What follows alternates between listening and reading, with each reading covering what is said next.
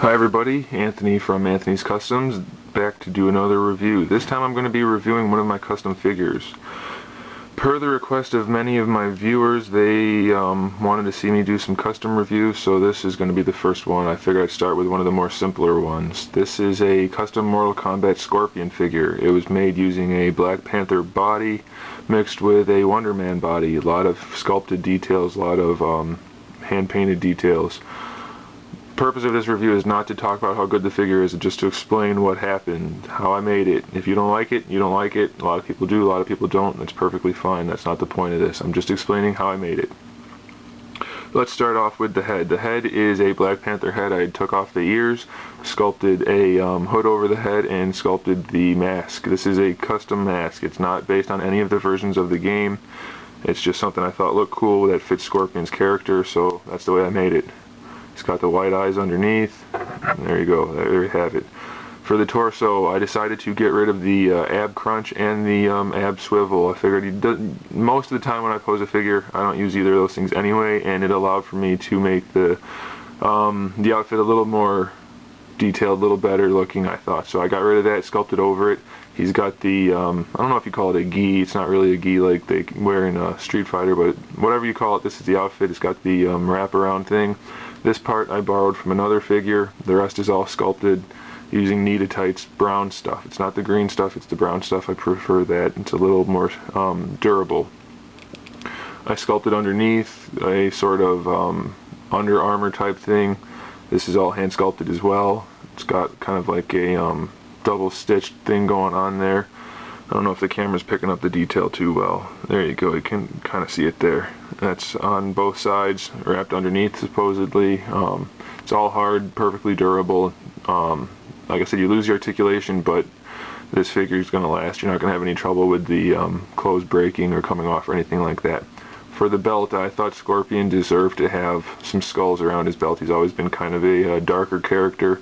So this skull is from a Spawn figure. The rest are from Marvel Legends Mystique. I cut them off, reshaped them a little bit, put them on, painted it, and gave them a nice effect. Got to have the skulls all the way around. Kind of set the mood for the character a little darker that way. Not just a yellow ninja, because as we all know, yellow ninjas don't exactly strike fear in many people, so the skulls help get that point across a little bit. Add a little bit of detail on the legs, break it up a little bit, don't want just all black. Same thing with the feet. He's got like a zipper thing on both feet. I guess that's for the boot. Thought it added a nice little contrast to the black, and then he's got the yellow straps on the boots as well. Both the forearms and the legs are wrapped in a simulated cloth. How I made that was some neoprene sheeting, very thin, cut it down to the way I liked it and wrapped it around, painted it, and there you go.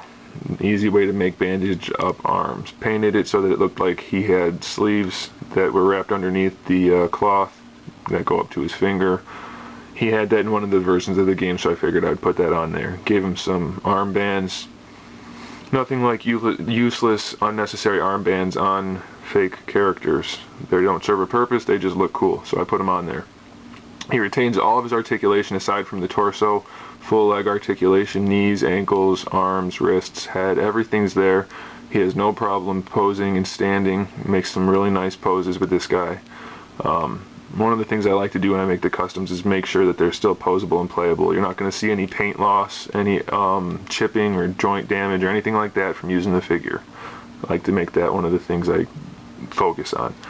I also like to include some accessories. This guy, as everybody knows, Scorpion is known for shooting out spears and grabbing people and yelling, "Come over here," so I made two different spears. One that's more traditional, it's black, they're like a bronzish type of tip.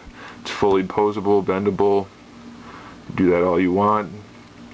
Make any sort of pattern you want to make with it, and then it will fit into either of his palms. You have to twist it in there. See if I can do it on camera. There you go. Didn't want it too tight so that you break anything pulling it out, but had to be loose enough, or tight enough to stay in. So there you go. He's got the thing coming out of his hand there. He's got a hole on both hands. Not to use both at the same time, but so that you have some variety in posing. Here's a silver one, just a little different variety if somebody liked a silver one better. Again, fully posable. Do however you want there, and this one can go in either hand as well.